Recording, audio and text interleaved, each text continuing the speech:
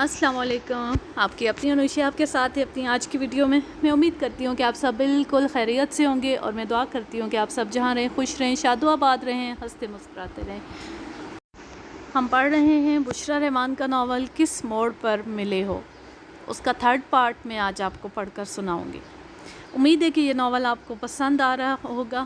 ابھی تک کہانی ہر کردار مکمل تفصیل کے ساتھ ہمارے سامنے آ چکا ہے، اور کہانی کی سمجھ آنے لگی ہے کہ کیا سین ہے اس میں۔ تو آگے چل کر دیکھتے ہیں کہ کہانی کیا رخ اختیار کرتی ہے۔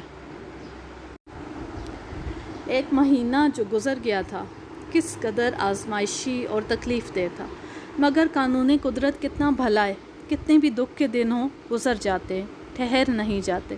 یہ اور بات کے جاتے جاتے دل اور چہرے کو خراشیں دے جاتے ہیں۔ مصیبت کے وقت آدمی سمجھتا ہے کہ زندگی رک جائے گی، سانس پھنس جائے گی، مگر قدرت اپنا عمل جراحی تو کرتی رہتی ہے۔ ایک مہینہ لیلا نے اپنے بہنوئی کے لیے وقف کر دیا تھا۔ ایک مہینہ وہ دن رات بدلتی گھڑی کی سوئیوں کو دیکھتی رہتی تھی کہ کہیں کوئی لہو رنگ لمحہ کسی ہندسے پر آ کر نہ اٹک جائے۔ اتنی کٹھنائیوں میں حالات سنورتے گئے اور لمحے گزرتے رہے۔ آہستہ آہستہ اندھیرا چھٹنے لگا اور روشنی کی لکیر نظر آنے لگی۔ بہت بڑا آپریشن تھا، بہت بڑا رسک تھا، میڈیکل کی دنیا کا ایک بڑا تجربہ تھا۔ یہاں روز تجربے ہوتے ہیں، اس تجربہ گاہ میں صرف انسانوں پر تجربے ہوتے ہیں۔ لیلا نے تو جیسے مسلح کی جگہ اپنا دامن بچھا رکھا تھا۔ اپنے ہاسپٹل سے چھٹی لے لی تھی۔ جس دن وہ مستان کو ہسپتال لے کر گئی تھی، ڈاکٹروں نے صاف کہہ دیا تھا یہ اپنی نوعیت کا نیا کیس ہے، ایک تجربہ کریں گے۔ زندگی خدا کے اختیار میں ہے، تجربہ بھی 4 دن کے بعد ہوگا۔ اگر یہ 4 دن نکل گئے تو آگے کی سوچیں گے۔ 4 دن جو انگلیوں پر شمار ہو جاتے ہیں، مگر جب اس نے انہیں اپنی سانسوں کے ساتھ شمار کرنا شروع کیا تو وہ 4 صدیوں پر محیط ہو گئے۔ گھر میں آتی تو ہاسپٹل جانے کی جلدی ہوتی، ہاسپٹل ہوتی تو گھر بھاگ جانے کو دل چاہتا۔ پھر وہی ہوا جب اس نے قدرت کو بتایا کہ 4 دن بہت سنگین ہے، تو ایک دن اس نے اپنا بستر سمیٹا اور چل دیا۔ لیلا نے پوچھا ایسے وقت میں کہاں جا رہے ہو؟ نخوت سے بولا تمہارے بہنوئی کی لاش کو کندھا نہیں دینا چاہتا۔ قدرت، لیلا چیخ اٹھی، تم اتنے بھی گھر سکتے ہو؟ میں عورت نہیں ہوں کہ حقائق کو تسلیم نہ کروں۔ یہ آدمی مر جائے گا، تم جانتی ہو۔ میں موت کا سامنا نہیں کر سکتا۔ تمہارے بہت وسائل ہیں، اس کی ڈیڈ باڈی پاکستان بھجوا سکتی ہو۔ لیلا روتی رہی، بے تحاشا روتی رہی۔ وہ جس کے لیے اس نے خدا سے زندگی مانگی تھی اور اس کے بدلے میں اپنی زندگی کی پیشکش کی تھی، جس نے بھائی بن کر اس کے سر پر دست شفقت رکھا تھا اور جو اس کی بہن کا واحد سہارا تھا، کس بے دردی سے قدرت نے اس کے مرنے کی نوید دے دی تھی، جبکہ ابھی خطرے سے باہر بھی نہ تھا۔ قدرت کا ایک سفری بیگ تھا جس میں کپڑوں کے علاوہ سنبل کا ایک تکیہ اور سلیپنگ بیگ بھی آ جاتا تھا۔ جب بھی وہ اس بیگ کو تیار کرتا، لیلا کی سمجھ میں آ جاتا کہ وہ لمبے عرصے کے لیے گھر سے باہر جا رہا ہے۔ پہلے سارے آنسو ختم کر لو گی تو بہن کے گلے لگ کر کیا کرو گی؟ قدرت نے ایک اور برچی پھینکی۔ لیلا نے اپنا چہرہ صاف کیا اور بڑی نرمی سے بولی، مگر جب مستی بھائی کو ڈسچارج کر دیا جائے گا، وہ گھر آ جائیں گے، تو میں نے ان سے کہہ دیا تھا کہ قدرت بھی آپ کو لینے آئیں گے۔ تم نے کہہ دیا تم بھگتو، میں کسی کا غلام نہیں ہوں۔ مستان بھائی تمہارے دوست ہیں، لیکن اب میں اس کا دشمن ہوں۔ کیوں؟ وہ میری بیوی پر نظر رکھتا ہے۔ قدرت، لیلا چیخی، دس از ٹو مچ۔ یہ گھٹیا پن کی انتہا ہے، انتہا ہی انتہا کو کاٹتی ہے۔ وہ ڈھٹائی سے بولا، مجھے معلوم ہے تم نے یہ بات اس لیے کہی ہے کہ میں انہیں اپنے گھر نہ لاؤں۔ تم مجھ سے جلتے ہو۔ دونوں باتیں درست ہیں، میں انہیں اپنے گھر ضرور لاؤں گی۔ ڈاکٹروں نے کہا ہے یہ تجرباتی آپریشن ہوا ہے، پورے 2 مہینے انہیں انڈر آبزرویشن رکھنا ہوگا۔ ہر ہفتے وہ چیک اپ کے لیے جائیں گے۔ لیلا نے تفصیل بتائی۔ تو اس سے کہو اپنی بیوی کو بلا لے، الگ فلیٹ لے کر اس میں رہے۔ وہ کھردرے انداز میں بولا، اور میرا گھر کس لیے؟ لیلا کھڑی ہو گئی۔ میرا گھر، ذلیل عورت، تجھے اپنے گھر کا بڑا غرور ہے؟ لے جا رہا ہوں تیرے گھر سے۔ اس نے تھیلا اٹھایا اور باہر نکل گیا۔ اپنا بستر گلے میں لٹکائے ضامن دیوار کے ساتھ لگا کھڑا تھا۔ لیلا نے آگے بڑھ کر اسے سینے سے لگا لیا۔ جانو تم کب آئے ہو؟ ماما، میں کوریڈور میں کھڑا ڈیڈی کی باتیں سن رہا تھا۔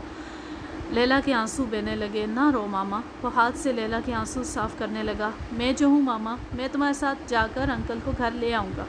لیلا نے اسے سینے کے ساتھ لگا کر بھینچ لیا۔ رات کو تھک ہار کر لیلا نے غسل کیا، لباس تبدیل کیا، ضامن کے ساتھ مل کر ڈنر کیا۔ جب ضامن سو گیا تو اس نے پاکستان اپنی بہن کا نمبر ملایا۔ یہ عجیب اتفاق ہوا، جس رات وہ مستان کو ہاسپٹل داخل کرا کے آئی تھی، اگلی صبح اس نے توشہ کو فون کیا تھا۔ نرس نے اٹھا لیا اور بولی، مسز احمد لیبر روم میں۔ اچھا، کب گئی ہیں؟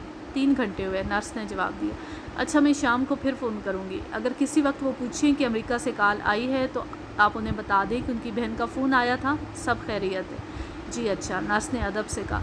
لیلا نے اطمینان کا سانس لیا، ورنہ اسے کتنی فکر ہو رہی تھی کہ وہ اس حالت میں توشہ کو کیسے بتائے گی کہ مستان ہاسپٹل چلا گیا ہے اور ڈاکٹروں نے اس کی حالت نازک بتائی ہے۔ شام کو اس نے جب دوبارہ فون کیا تو اس کی ڈاکٹر سے بات ہو گئی۔ ڈاکٹر نے اسے کیس کی نوعیت بتائی اور بتایا کہ بچی پیدا ہوئی ہے، بچی کے پھیپھڑوں میں کچھ نقص ہے، اس لیے وہ آکسیجن میں رکھی گئی ہے اور توشہ بھی ابھی کانسٹنٹ کیئر میں ہے۔ اس نے ڈاکٹر کو بھی یہی پیغام دیا کہ توشہ کو بتا دے کہ مستان ہاسپٹل چلا گیا ہے، اس کی سرجری ہونے والی ہے، اس لیے ابھی ہاسپٹل میں وہ اس سے بات نہیں کر سکتی، مگر میں ہر ہفتے اس کی خیریت کی اطلاع دیتی رہوں گی۔ لیلا باقاعدہ ہر ہفتے اسے مستان کی خیریت کی خبر دیتی رہی تھی، کیونکہ بچی کی وجہ سے توشہ ابھی تک ہاسپٹل میں تھی۔ جب تک ڈاکٹر بچی کو خطرے سے باہر نہ بتاتے، وہ اتنا لمبا سفر کر کے امریکہ نہیں آ سکتی تھی۔ اس کا بھی آپریشن ہوا تھا اور ابھی ایسی حالت نہیں تھی کہ وہ خود بھی لمبا سفر کر سکتی۔ لیلا بڑی باقاعدگی سے اسے فون کر کے مستان کے بارے میں بتاتی رہتی تھی۔ ادھر آپریشن کے بعد جب مستان کو ہوش آیا تو اس نے پہلی بات جو لیلا سے پوچھی یہی تھی، میری بیوی کیسی ہے؟ اوہو، میں دن رات پٹی سے لگی بیٹھی ہوں اور ہوش آتی بیوی یاد آ گئی۔ جلدی بتاؤ لیلا، کیا ہوا ہے؟ تمہارے چہرے سے لگتا ہے کچھ ہو گیا ہے۔ جی ہاں، بیٹی پیدا ہوئی ہے، مبارک ہو ابا جان کو۔ سچ؟ اس کے چہرے پر زندگی کا نور پھیل گیا۔ میں نے توشہ کے ساتھ شرط لگا رکھی تھی کہ میری بیٹی پیدا ہوگی۔ اللہ تیرا شکر۔ میں کب توشہ سے بات کر سکوں گا؟ ابھی نہیں، ڈاکٹر نے تو 3 جملوں سے زیادہ بولنے پر پابندی لگا دی ہے۔ آپ کے 3 جملے تو ہو چکے۔ اسپتال میں مستان نے اپنی بیوی کو فون نہیں کر سکا، مگر لیلا باقاعدہ انہیں ایک دوسرے کے پیغام دیتی رہتی تھی۔ یوں بھی ڈاکٹروں نے کہا تھا کہ اس کو کسی سے بات کرتے وقت جذباتی نہیں ہونا چاہیے۔ آج لیلا چاہتی تھی فون ملا کے اپنی بہن کو بتا دے کہ مستان اگلے ہفتے گھر شفٹ ہو رہا ہے، چاہے تو سب سے پہلے اس سے بات کر سکتی، مگر جب نمبر ملا تو اس کے فون پر مشین بول رہی تھی کہ پیغام دے دیا جائے، وہ اس وقت موجود نہیں ہے۔ لیلا نے بس اتنا پیغام دیا، سب خیریت ہے، میں کل صبح فون کروں گی۔ صبح سویرے ضامن کو تیار کر کے وہ اپنے کمرے میں آئی، الماری کھولی، پیسے نکالے تو گن کر حیران سی ہو گئی۔ الماری کے اندر دیکھا، باہر دیکھا، دراز کو بار بار کھول کر دیکھا، پھر پیسے گنے۔ وہ تو اسپتال میں جمع کروانے کے لیے پورے پیسے کل نکال لائی تھی، اب پورے کیوں نہیں ہو رہے؟ حیران کھڑی حساب جوڑ رہی تھی تو ضامن اندر آ گیا۔ ماما مجھے دیر ہو رہی ہے۔ کیا بات ہے، کیوں کھڑی ہیں؟ جانو، میں نے کل الماری میں $10,000 رکھے تھے، آج اس میں سے 5,000 غائب ہیں۔ الماری میں نے کبھی کھلی نہیں چھوڑی اور گھر میں کوئی آتا جاتا بھی نہیں۔ ماما، اس روز ڈیڈی نے آپ کی الماری کھولی تھی، مگر میری چابی تو پرس میں ہوتی ہے۔ جب آپ واش روم گئی تھیں انہوں نے پرس میں سے چابی نکال لی تھی، پھر جب آپ کھانا پکا رہی تھی انہوں نے الماری کھولی تھی۔ پھر کیا کیا تھا؟ لیلا نے پوچھا۔ میں تو پیچھے سے دیکھ رہا تھا ماما، انہوں نے کوئی چیز نکال کر جیب میں ڈالی تھی، چابی کا پرس میں رکھی، یہ مجھے معلوم نہیں، بلکہ انہوں نے مجھے ڈانٹا بھی تھا کہ میں ادھر کیوں دیکھ رہا ہوں۔ لیلا سر پکڑ کر بیٹھ گئی۔ یہ پہلی مرتبہ نہیں ہوا تھا۔ کس قدر شفاق تھا یہ شخص، اس کو معلوم تھا کہ آج ہاسپٹل کے بقایا بل ادا کرنے، زیادہ رقم تو وہ ادا کر چکی تھی، احتیاطاً بینک سے پیسے نکلوا لائی تھی۔ اس نے الماری میں سے اپنی چیک بک نکالی، الماری کو بند کیا اور ضامن کو لے کر گاڑی میں بیٹھی۔ ماما اب تم کیا کرو گی؟ وہ بولا۔ جانو، تمہیں نرسری میں چھوڑ کر بینک جاؤں گی، دوبارہ پیسے نکلواؤں گی۔ مگر اس کے دل میں عجیب سے غبار اٹھنے لگے، اسے قدرت کی سمجھ ہی نہ آئی تھی۔ شروع میں وہ جتنے پیسے مانگتا لیلا دے دیتی، اور جب اس کی یہ عادت تکلیف دینے لگی تو اس نے ہاتھ کھینچ لیا۔ ذرا ذرا سی بات پر وہ ایسے رقیق تانے دیتا کہ وہ جل کر رہ جاتی۔ وہ اسے کئی بار بتا چکی تھی کہ توشہ اور مستان نے اس آپریشن کے لیے پچھلے 1 سال سے رقم اس کے اکاؤنٹ میں جمع کروانی شروع کر دی تھی۔ توشہ خود بھی صاحب جائیداد تھی اور نہیں چاہتی تھی کہ اس کی بہن پر کوئی بوجھ پڑے۔ ڈاکٹروں نے اندازاً $40,000 کا خرچہ بتایا تھا، ان دونوں نے احتیاطاً $50,000 جمع کروا دیے تھے۔ لیلا بہت کہتی رہی کہ وہ خرچہ کر دے گی، بعد میں حساب کرتے رہنا، مگر ان دونوں نے ایک بھی نہ مانی۔ وہ امریکی ماحول کے آداب جانتے تھے اور پھر یہ کہ تنگ دست نہیں تھے، دونوں مل کر کام کرتے تھے۔ بعض دفعہ عین وقت پر یہ پیسہ کہیں اڑ جاتا ہے، اس لیے وہ ہر ماہ اپنی رقم بھیج دیا کرتے تھے، مگر قدرت کہاں ماننے والا تھا، ہمیشہ یہی کہتا، تو اپنی کمائی اپنے میکے کو کھلانا چاہتی ہے، میں جانتا ہوں۔ وہ اس کوشش میں رہتا کہ لیلا کی رقم ہاتھ لگے، اور جب رقم ہاتھ لگ جاتی تو آوارگی کرنے نکل جاتا۔ یہ بھی ایک ناسور تھا، مگر اس کا کوئی علاج نہیں تھا، کم از کم لیلا کی سمجھ میں نہیں آتا تھا۔ ضامن کا اسکول آ گیا، اس کو نرسری میں چھوڑ کر وہ سیدھی بینک گئی، رقم نکلوائی اور اسپتال چلی گئی، تمام بقایا جات ادا کر دیے۔ اگلے ہفتے مستان بھی گھر آ گیا اور اپنے قدموں پر چل کر آیا۔ ڈاکٹروں نے سیڑھیاں چڑھنے کی اجازت دے دی تھی، ہلکی پھلکی ورزش بھی بتائی تھی، اور کھانے کا بھی ایک عجیب و غریب چارٹ بنا کر دے دیا تھا۔ وہ اپنے کمرے میں آ کر بہت خوش ہوا، فرط جذبات سے اس نے لیلا کا سر چوم لیا۔ کمرے میں ہر طرف تازہ پھول لگے ہوئے تھے، خوبصورت کارڈ چمک رہے تھے جن پر ویلکم ہوم لکھا تھا، خوش رنگ تکیے لگے تھے، ضرورت کی ہر چیز وہاں پڑی تھی۔ لیلا تو کتنی اچھی بہن ہے، کتنا اچھا سواگت کیا ہے میری سگی بہن بھی ہوتی تو شاید ایسا نہ کر سکتی۔ اچھا، اب زیادہ جذباتی ہونے کی ضرورت نہیں، جذبات آپ کے ایجنڈے میں شامل نہیں ہیں۔ اپنے کمرے کا دروازہ بند کر کے توشا سے بات کیجیے، وہ انتظار کر رہی ہوگی۔ میں ذرا ضامن کو لے آؤں، چھٹی ہو گئی ہوگی۔ لیلا کچن میں چائے بنا رہی تھی جب مستان کے کمرے میں سے آوازیں آنے لگیں۔ اس نے سنا وہ کہہ رہا تھا، آئینہ آئینہ آئینہ۔ لیلا نے بھاگ کر اپنی ڈریسنگ ٹیبل پر سے چھوٹا آئینہ اٹھایا اور اس کے پاس لے گئی۔ وہ لیٹا ہوا تھا، اس کے چہرے کے آگے رکھ کے بولی، لیجیے حضرت آئینہ اور دیکھیے اپنا رخ انور۔ ارے، مستان اٹھ کر بیٹھ گیا۔ میں نے کب مانگا آئینہ؟ ارے واہ، ابھی تو شور مچا رکھا تھا۔ میں کیا کروں گا اپنی صورت دیکھ کر؟ تو پھر آئینے میں کس کی صورت دیکھنا چاہتے ہیں؟ کمال ہے، صبح صبح میرے ہاتھ میں آئینہ پکڑا دیا۔ مستان کھڑا ہو گیا۔ کچھ فرق نہیں پڑا آپ کی صورت میں آپریشن کے بعد؟ بھئی ہم کون سا شاید جمال تھے کہ ہماری صورت میں فرق پڑتا، بلکہ 2-4 شکن زیادہ لے کر آ گئے۔ ٹھیک ہے، شیو کر کے تیار ہو جائیے دولہا بھائی، میں ناشتہ بنا رہی ہوں۔ لیلا کبھی کبھی لاڈ میں اسے دولہا بھائی بھی کہتی تھی، جس کا قدرت بہت برا مانتا تھا۔ وہ ہمیشہ کہتا تھا یہ سسرال والوں کی سازش ہوتی ہے، داماد بوڑھا بھی ہو جائے تو اسے دولہا بلاتے رہتے ہیں تاکہ ادھر ادھر نہ ہو جائے۔ خیر، قدرت تو ہر بات پر اعتراض کرنے کی قدرت رکھتا تھا۔ مستان تیار ہو کر کچن میں گیا۔ ضامن ناشتہ کر رہا تھا۔ کتنا اچھا بچہ ہے ضامن، اتنی جلدی اٹھ جاتا ہے اور خود ہی تیار بھی ہو جاتا ہے۔ انکل ماما کہتی ہیں جو بچے جلدی اٹھ کر خود تیار ہو جاتے ہیں وہ بڑی جلدی بڑے ہو جاتے ہیں۔ ماما بالکل ٹھیک کہتی ہیں۔ مستان ساتھ والی کرسی پر بیٹھ گیا۔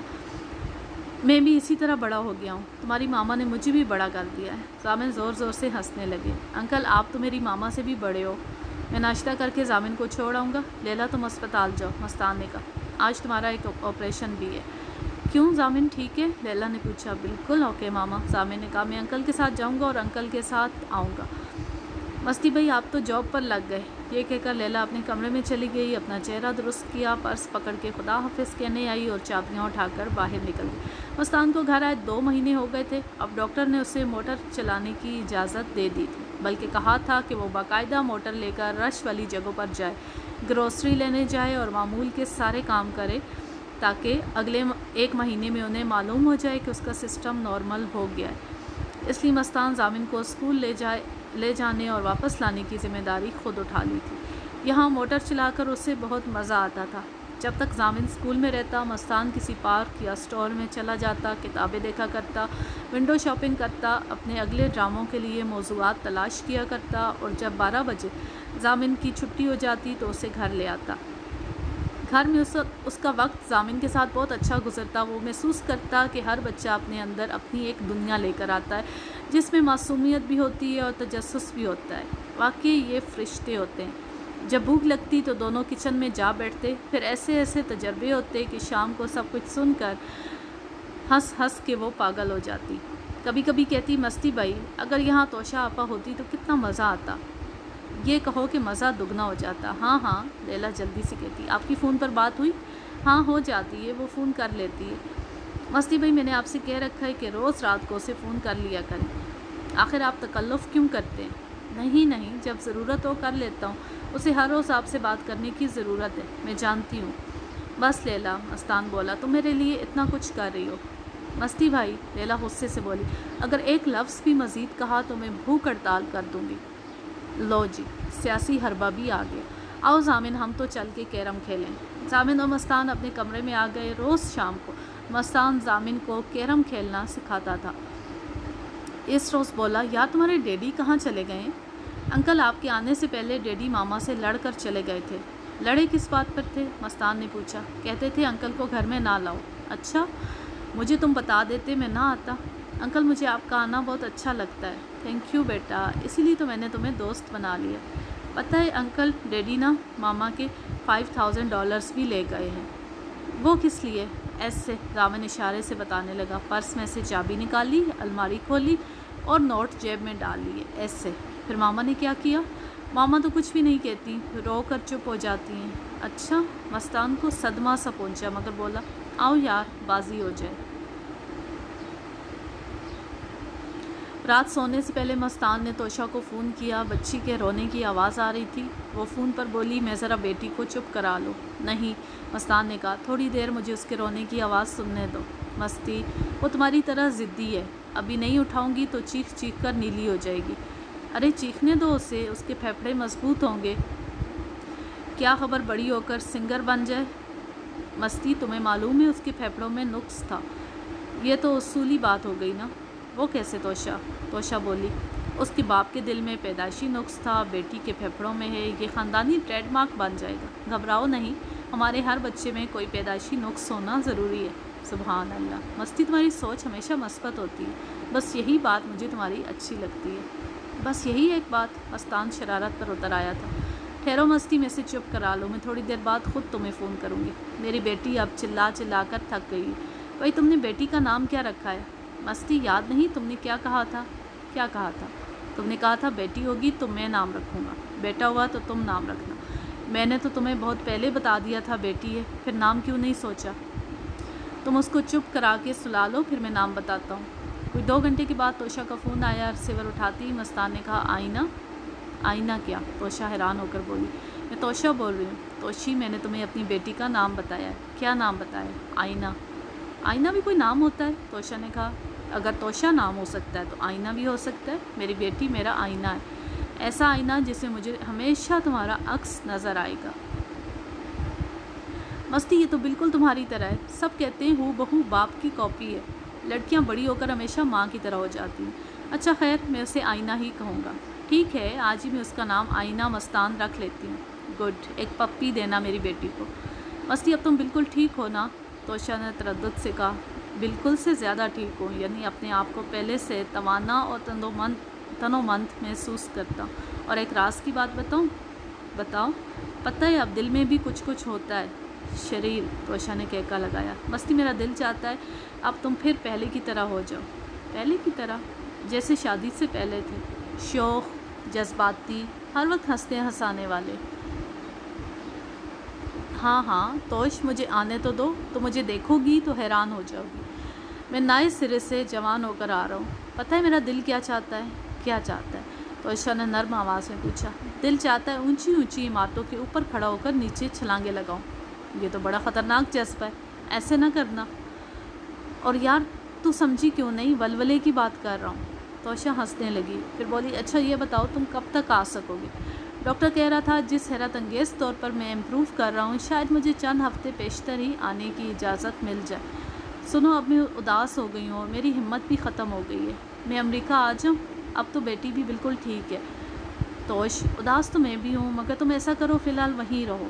اگر مجھے جلدی آنے کی اجازت نہ ملی تو پھر تم آ جانا، 2-4 دن کے لیے آنا مناسب نہ ہوگا۔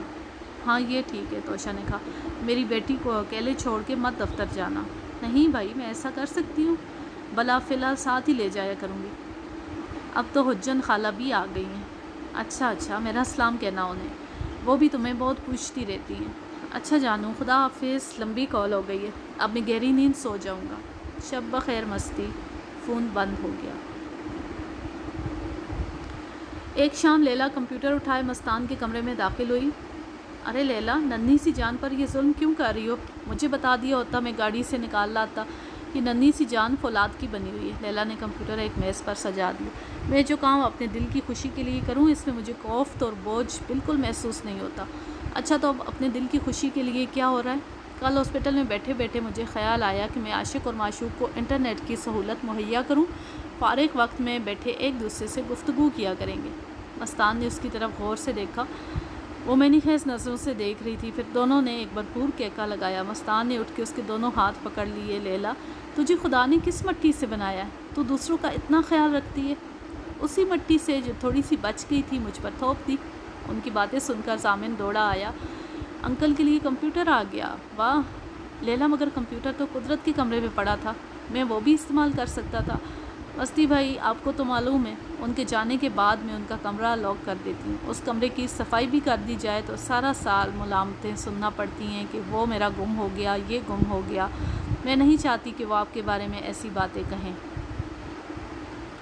مستان کی آنکھوں میں آنسو آ گئے، مگر بات بدل کر بولا، آؤ یار اس کو ذرا فکس کرتے ہیں۔ اچھا مستی بھائی، آپ اس پر مشق ستم کریں، میں ذرا چینج کر کے آتی ہوں۔ تم جاؤ اپنے کام کرو، میں اور ضامن بڑے خود کفیل ہیں۔ مستان اور ضامن کمپیوٹر کو فٹ کر کے اس کے آگے بیٹھ گئے۔ انکل، ضامن نے کہا، میں بھی سیکھ سکتا ہوں؟ ضرور سیکھ سکتے ہیں، مستان بولا، بس روز یہاں آ کر میرے پاس بیٹھ جایا کرو، میں ہوم ورک کر کے یہاں آ جایا کروں گا انکل۔ ٹھیک ہے، مگر دیکھنا تمہاری ماما کو پتہ نہ چلے۔ اچھا، یہ کیا میرے خلاف سازش ہو رہی ہے؟ لیلا اندر آ گئی۔ بھائی ہم دونوں ماموں بھانجا کوئی پروگرام بنا رہے ہیں۔ اچھا جی۔ لیلا نے دونوں ہاتھ کمر پر رکھ لیے۔ یہ آج سے نیا رشتہ کس طرح بن گیا؟ چنگے بھلے خالو تھے آپ، ضامن کے اکلوتے خالو۔ یہ رشتہ ضامن نے نہیں بدلا، میں نے بدلا ہے، مستان بولا۔ میں نے؟ آپ کو یہ حق کس نے دیا؟ لیلا ہرائی۔ تم نے؟ مستان کھڑا ہو گیا۔ تم نے لیلا، 2 مہینے ہو گئے تمہاری محبتوں کو دیکھتے ہوئے، میں تو جی جان سے تمہارا بھائی بن گیا ہوں، اور آج سے ضامن مجھے انکل نہیں ماموں کہے گا۔ انکل کا مطلب بھی ماموں ہوتا ہے؟ جی نہیں، انگریزی کا انکل ایک بے معنی رشتے کی علامت لگتا ہے۔ ضامن بیٹے کھڑے ہو جاؤ۔ اس نے ضامن کی بازو پکڑ کے اسے کھڑا کر دیا۔ وہ کھڑا ہو گیا۔ آج سے تم مجھے ماموں کہو گے نا؟ جی ہاں ماموں۔ شاباش۔ مستان نے اسے دونوں بازوؤں میں بھر کر اٹھا لیا۔ بس میں ہی تمہارا ماموں ہوں اس دنیا میں۔ لیلا کی آنکھوں میں آنسو آ گئے، انہیں چھپانے کے لیے باہر نکل گئی اور جاتے جاتے کہہ گئی، کھانا لگ گیا ہے، دونوں باہر آ جاؤ۔ چل بھانجے، ہاتھ دھو کے آ۔ وہ دونوں ہاتھ دھو کر کھانے کی میز پر آ گئے۔ لیلا پھلکے اتارنے لگی، مگر مستان محسوس کر رہا تھا کہ وہ برابر رو رہی ہے۔ کبھی اپنا ایک آنسو سیدھے رخسار سے انگلی کے ساتھ اڑاتی اور کبھی الٹے رخسار سے، مگر روٹی پکا کر بغیر دیکھے ان کے آگے رکھ دی جاتی۔ مستان جانتا تھا یہ بھی جذبات کا ایک موڑ ہے، اچھا ہے وہ اس موڑ سے تنہا ہی گزر جائے۔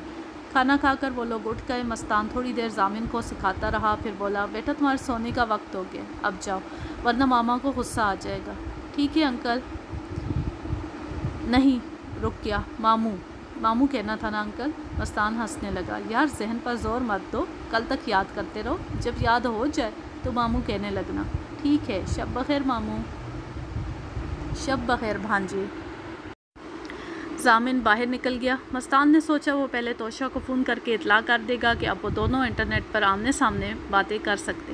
پتہ نہیں توشہ نے بھی اپنا کمپیوٹر اٹھا کے کہیں رکھ دیا ہوگا، چھوٹی بچی کے ساتھ اسے کہاں فرصت ہوگی کمپیوٹر کے آگے بیٹھ کر پروگرامنگ کر سکے۔ لیلا ہاتھ پوچھتی ہوئی کمرے میں آ گئی۔ آج کا آپریشن کیسا رہا؟ مستان نے پوچھا۔ اللہ کا شکر ہے، بے حد کامیاب۔ لیلا تمہارے اوپر خدا کا خاص کرم ہے۔ لیلا نے سر جھکا لیا۔ جب اللہ تعالیٰ کسی بندے کو کوئی خاص وصف دے دیتا ہے یا اس کو خلقت کی ضرورت بنا دیتا ہے تو وہ شخص اللہ تعالیٰ کے پیارے بندوں میں شامل ہو جاتا ہے، مستان نے کہا۔ بس مستی بھائی، آپ میرے لیے دعا کیا کریں۔ ضامن سونے چلا گیا۔ لیلا نے پوچھا، بڑا پیارا بچہ ہے ماشاءاللہ، تم نے اس کی تربیت بہت اچھی کی ہے۔ مجھے تو بھائی تربیت کی فرصت ہی نہیں ملتی، بس اسی بات کا افسوس رہتا ہے۔ تربیت صرف پاس بیٹھ کر نہیں کی جاتی، تم نے گھر کا ایک خوبصورت ماحول بنا رکھا ہے، بچے اپنے ماحول سے بہت سیکھتے ہیں۔ اللہ تعالیٰ مجھے توفیق دے کہ میں اسے بہتر انسان بنا سکوں، لیلا بولی۔ ویسے میں نے سوچ لیا ہے، مستان نے کہا۔ کیا سوچ لیا ہے؟ ضامن کو میں اپنا داماد بناؤں گا۔ مستی بھائی، لیلا زور سے چیخی، آر یو میڈ؟ آج آپ عجیب و غریب باتیں کر رہے ہیں۔ آج کیا، میں تو ہمیشہ سے عجیب و غریب باتیں کرتا ہوں، میری اسی عادت پر تمہاری بہن عاشق ہوئی تھی۔ فار گاڈ سیک مستی بھائی، ضامن کے سامنے ایسی باتیں نہ کہہ دینا۔ کیوں؟ مجھے تو بچپن کی محبت بہت فیسینیٹ کرتی ہے۔ اب وہ زمانہ نہیں مستی بھائی، وہ اور دور تھا جب والدین بچپن میں نام لے چھوڑتے تھے اور بچے بڑے ہو کر ان کی بات نبھا دیتے تھے۔ لیلا بولی، زمانے کبھی بدلتے ہیں، روایات پلٹ پلٹ کر آتی ہیں، ناکامیاں تجربات سے نہیں رک سکتی، ہر زمانے میں سب کچھ ہوتا رہتا ہے۔ آج آپ کو کیا ہو گیا ہے مستی بھائی؟ آپا سے بات کی ہے؟ ابھی کروں گا، لیکن میں اس سے بھی بتا دوں گا کہ میں عنقریب آئینہ اور ضامن کی منگنی کر دوں گا۔ مستی بھائی، لیلا زور زور سے کہکا لگا کر ہنسنے لگی اور پھر وہ ہنستی ہی چلی گئی۔